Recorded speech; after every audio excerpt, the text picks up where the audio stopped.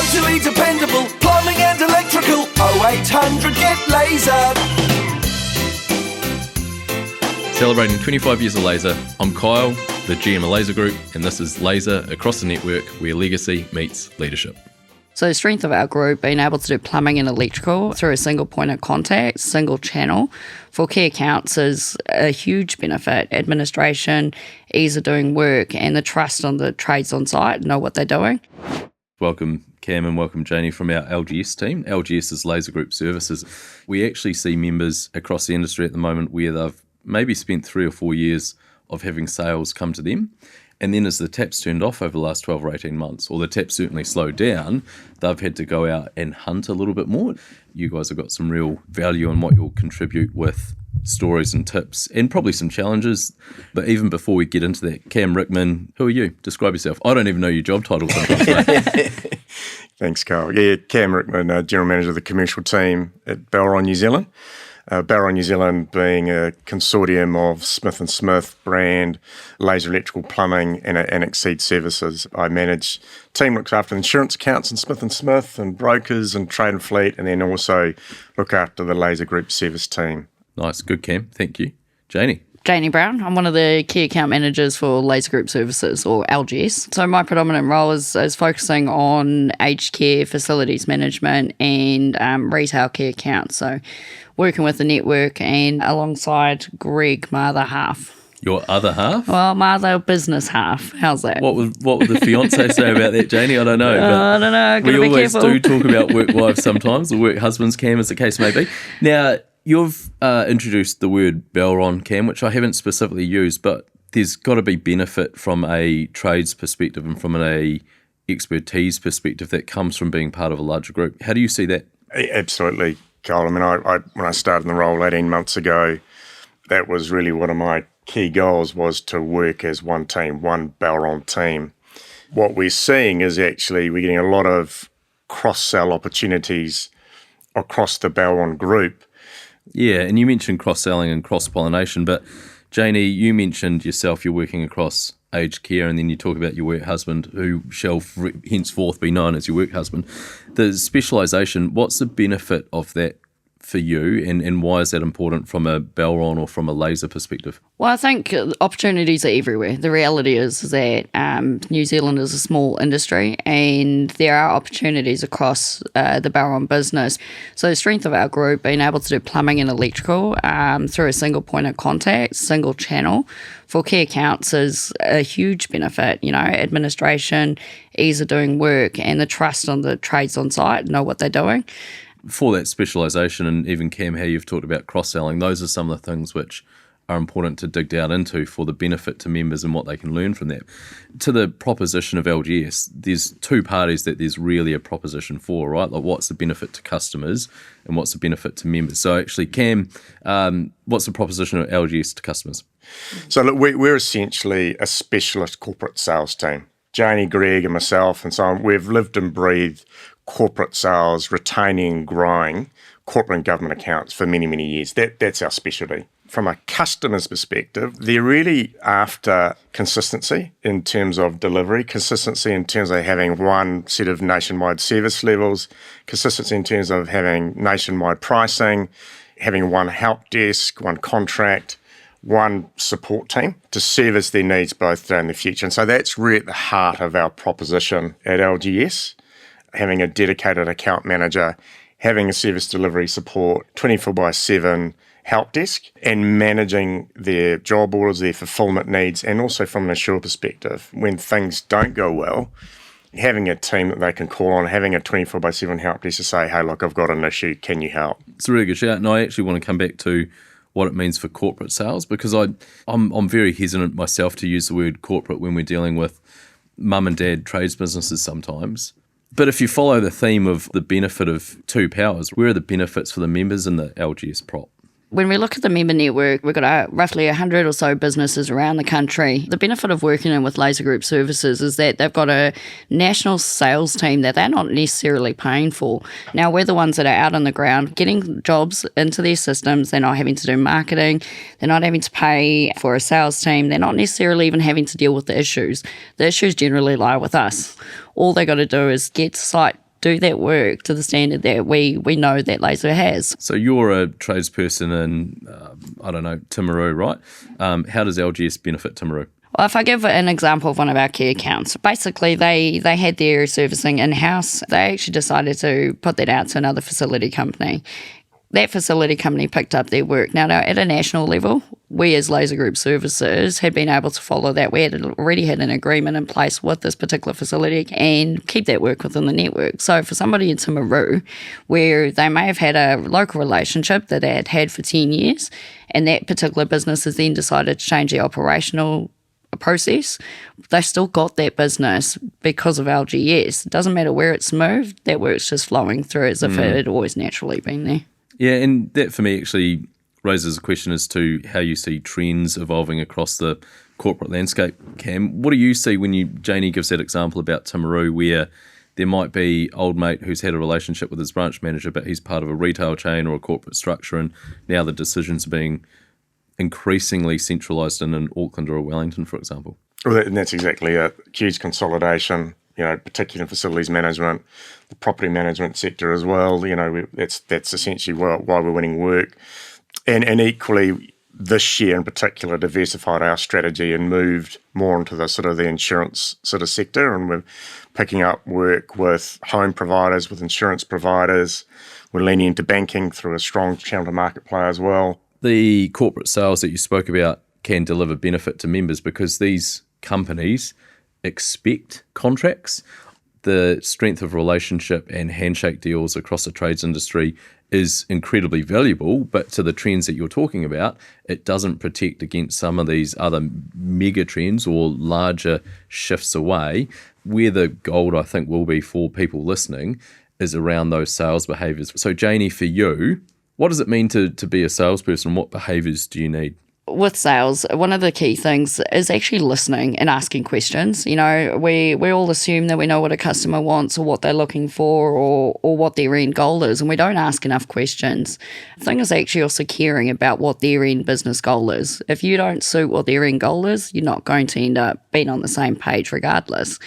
Once you have that relationship in place, you can have those harder conversations. You can ask about your future opportunities and just staying in touch with them, Salespeople are notorious for sending out a quote and not following it up. Taking a moment to give somebody a call, see if they actually got your quote, if they understood it. A lot of the time they've got 10 other things going on and you're the last person they're thinking of.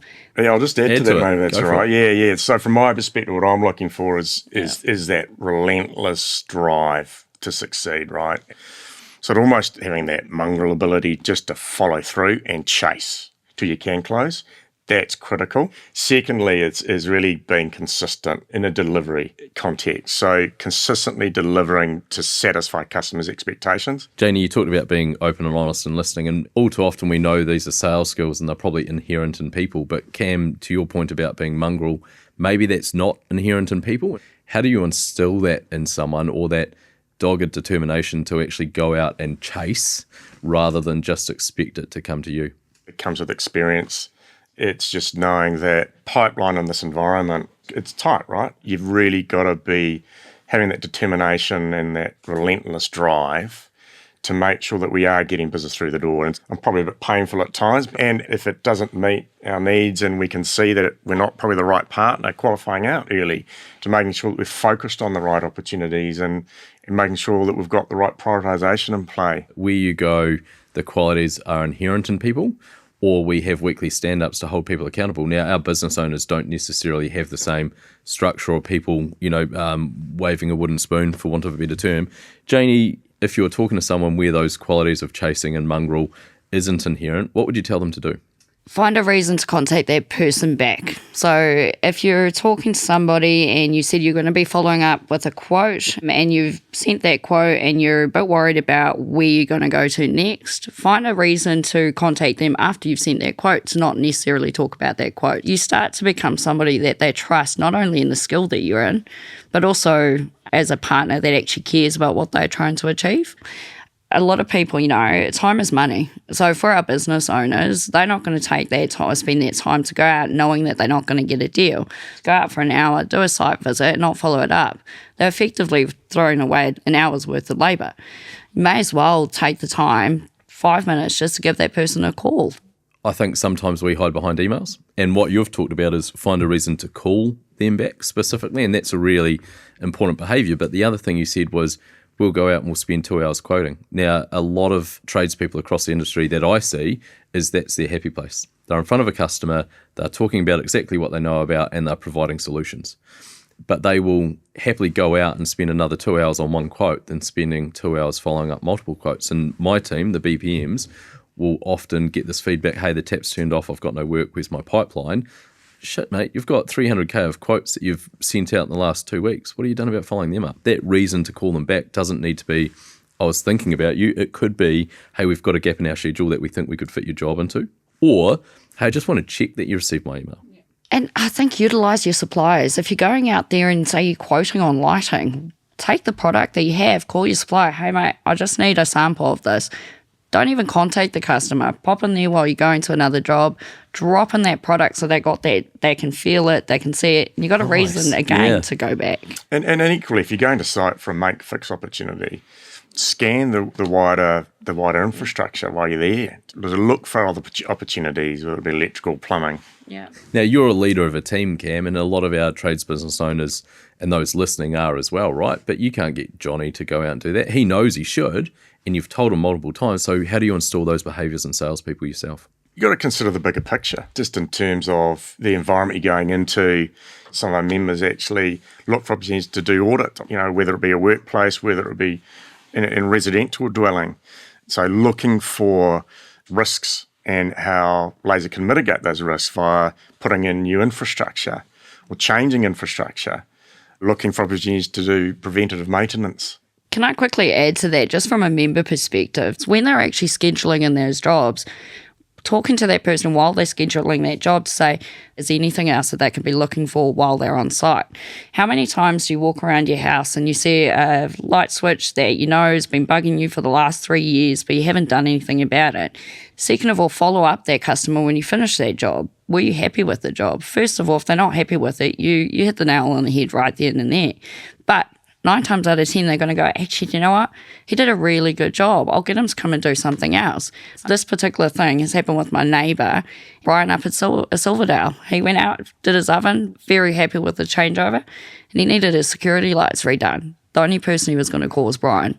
Talked about those business owners and the people that sometimes feel they've got the weight of the world on the shoulders and all the responsibilities that come with that. But the person in the admin team can add that half sentence, which is there anything else? And that makes it really easy. And then, or it could go out on the script in the quote email, hey, we're quoting this for you. Is there anything else? As part of the invoicing, you can note, we also do this and this and this. We could go down a rabbit hole on this. The Laser Leadership Program or Pathway, I don't know what the P stands for sometimes, but that had a sales module to it. And so part of the leadership responsibilities that we've got as a group and a support office is to coach and encourage these behaviours. Cam, I want to come back to something you said, maintaining a full pipeline. The reason I think this is an important discussion is a lot of our members and those across the industry can get stuck in the here and now.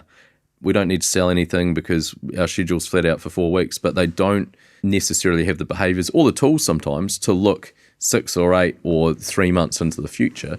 How do you do that from a LGS perspective, and why is that important from a trades business perspective? We try and run at 2 speeds. It's slightly longer sales cycle for strategic opportunities. They tend to be the larger ones, the more complex ones. And then equally we've got, I'd say, tactical, sort of the fast-moving upgrades. Sometimes are reactive, smaller opportunities sometimes. And so those are fast-moving, they're frequent. And these are slow-moving, longer sales cycle, but much larger. And so it's really critical, any sales pipeline, that you run at the 2 speeds. So you're prioritising your fast, and you're still moving forward with your strategic opportunities. And so that's the way we've sort of structured our pipeline. I know you put percentages against things. How do you, Janie, take a perspective to the chance of conversion? So 100%, listen, it's money in the bag, right? 90% is you're almost signing on the dotted line, but 50% you might be at the proposal. And how do you ascertain if it goes from 50 to 80 or from 50 to 20? And what do you do about that? I think there's definitely key steps that you take as you go through that sales cycle process. So you're starting off understanding what their customers' needs are and their requirements. You then go to building your proposal and getting it to that 50% of the way mark. But then you are moving into that follow-up stage. And once you get to that stage, you do have a 50% chance of getting it, unless you are constantly at it, constantly keeping in touch with that customer. You're not going to get to 80%. So the 80% is when you're really starting to negotiate your finer details. Things like your start dates, maybe your obligations as a contractor, maybe your service level agreements. It is a cycle to get to that stage. You generally have a good idea if you are at that 80% mark, but you have to have that relationship and you have to know what their customer's end goal is and what they're trying to achieve. Coming back to strategic planning, what's critical in what we do is we create roadmaps. For some of our Crown Drill accounts, we're supplying electrical, plumbing, introduced exceed services in there. We have a plan for the whole year. What are the frequency of the conversations? What are the messaging, right? What service do we have today? What are we going to go after and when? So there's a plan. I feel like a lot of people sort of approach it very seat of their pants and go, if I'm driving past, I might drop off some beers. But the plan that you've talked about is how you have relationship management. If I think about a group home builder, for example, you might have the branch manager and a construction manager and a project manager. Now, you might be thick as thieves with the project manager and go, yeah, everything's sweet. He's one of my top 5 customers. That's not going anywhere. He's not the decision maker. And so you need to find a way to be introduced to those other hierarchy of people to make sure that when you're dropping off a box of beers next, it's also going to the right people, or you have that chance to say hi and you become indispensable to them. That's done important, I think. LGS in the sales cycle, we spoke before about social responsibility, corporate responsibility. Where does health and safety play in that, and how does LGS support? Health and safety is a huge topic when we're talking with key accounts. We're required to give each member's health and safety certificate. But on top of that, we also have to give the staff members licenses that are on the ground. Now, that's everybody in that cycle that's having to be part of that journey. And it can be the make or break between getting an account and not getting an account. We have seen it, it's part of the reason why we've moved to having health and safety in place. Is that the reality is that we're spending all that time quoting and we weren't actually closing the deal. So we had to identify why. Health and safety was a big why. And that's really important right at the top of the sales funnel too. Now, what's the importance of sales patter to you? Which is where you're out there, your way of approaching a customer and saying the same thing so that you're building immediate value and trust with a potential customer. Do you know what it is? It is really important that you know what you're saying and you are saying the same thing, you are consistent. Because the reality is that we've got to be talking to the strength of our business, but we also have to be honest about it. So the customer builds trust. If I think about what sales patter means to me or means to our members, is it's got to be demonstratable. It's got to be a little bit of a hook, but it's also practice, right? You're not going to get it right the first time. And so it's like a muscle you exercise. You don't do a bicep curl and get guns. You should have seen us the other day presenting at Building Z, Greg and I. We did, I think it was 12 presentations to about 180 builders. The first presentation, it wasn't that fine-tuned. By the end of it, we didn't even need to look at any notes, so it was speaking the same language. Now, actually, 12 presentations, 180 builders, find me another network that gets that sort of scale and exposure for their members, right? Cam, 2 negotiation tips from you. First and foremost, know your buying centre. So make sure that you truly understand who is the endorser on a particular deal. For some of the larger deals, you can kind of almost gain a sense of what are their showstoppers going to be, what are our showstoppers, and so working through a trade-off plan. You know exactly what you can give and what you can't give away.